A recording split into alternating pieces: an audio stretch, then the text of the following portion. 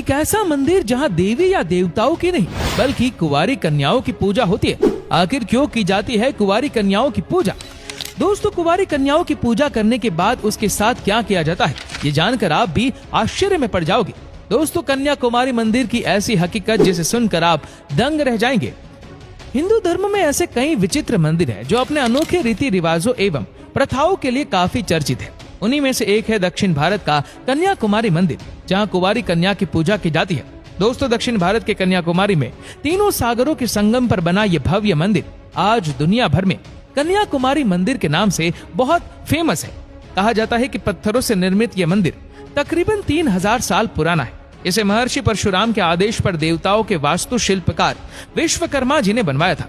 पौराणिक कथा के अनुसार असुर राज महाबली के पुत्र बाणासुर में घोर तपस्या करके भगवान शिव को प्रसन्न किया था और उनसे वरदान में अमरता का वरदान मांगा था, परंतु अमरता का वरदान प्रकृति के विरुद्ध था।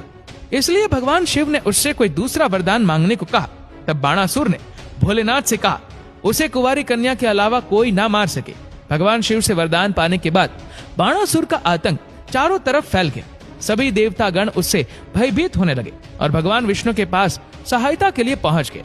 भगवान विष्णु ने उन्हें आदि शक्ति की आराधना करने को कहा।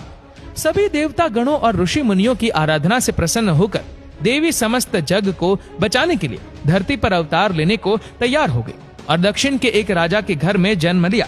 परंतु कुंवारी कन्या के अवतरित होने के बाद भी देवी पार्वती का शिवजी के बिना मन नहीं लग रहा था। ऐसे में उन्होंने शिवजी से विवाह करने के लिए घनघोर तपस्या की, जिससे प्रसन्न होकर शिवजी उनसे शादी करने के लिए राजी हो जाते हैं।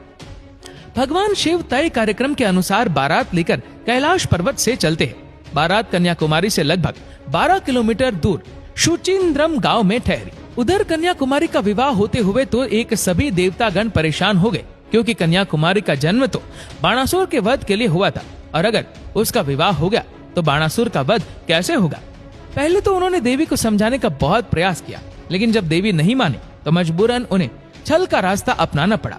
असल में विवाह का समय ब्रह्म मुहूर्त पर रखा गया था, लेकिन नारद जी ने आधी रात को मुर्गे का रूप धारण करके बांग दे दी, जिससे शिवजी को लगा कि सुबह हो गई और अब मुहूर्त पर मंडप तक नहीं पहुंच पाएंगे।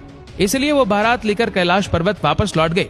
वहीं दूसरी तरफ बारात के ना आने से देवी क्रोधित हो जाती है और बारात के लिए बना सारा भोजन समुद्र में फेंक दिया, जो कि आज भी दाल चावल के आकार में कन्याकुमारी के तट पर रंग बिरंगी पत्थरों के रूप में देखने को मिलते हैं।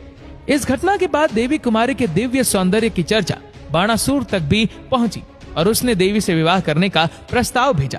मना करने के बावजूद जब बाणासुर